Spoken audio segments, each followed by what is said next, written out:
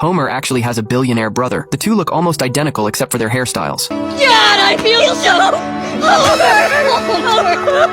Not long ago, Abe was rushed to the hospital due to a heart attack. Fearing that the heart attack might take his life, he finally revealed a secret he had kept for years. In fact, Homer has a half-brother. At that time, when he was working at an amusement park, he fell in love with a girl. The two soon started dating and gave birth to that child a year later. They sent the child to Shelby Orphanage. Homer went to the orphanage according to the address provided by Abe, only to learn that it had been demolished 30 years ago. I'll never find him. I'm doomed to walk through this life alone.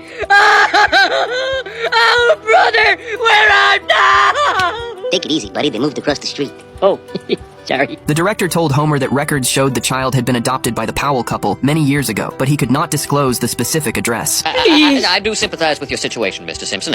After all, your brother could be anywhere. Even Detroit. Homer found his brother's home based on the address. Just then, a car drove up. Homer? Herb? You look just like... Except you got a little more. And a little less. God, I feel so...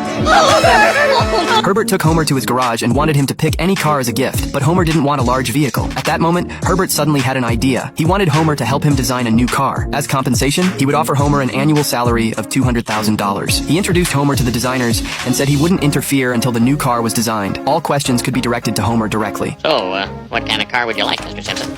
I don't know. Homer told the designers he wanted the car to have a device that could hold extra, large beverage bottles, a small ball that could emit radio waves, a machine that could automatically find parking spots, and some trendy features that wouldn't go out of style. The designers sensed something was wrong and called Herbert. I'm glad you're nervous, because that means we're on the right track. But they couldn't create what Homer wanted. Herbert had to design it himself. When he saw the new car, Herbert finally realized something was off. But since Homer had spent all his savings, he declared bankruptcy directly. Homer apologized to his brother, saying that maybe his life would have been better if he hadn't appeared. Maybe I would have been better off. Maybe? Why, you spongehead? Of course I'd have been better off. As far as I'm concerned, I have no brother. On the way home, Bart comforted Homer, saying he actually thought the car was pretty cool. Thanks, boy. I was waiting for someone to say that.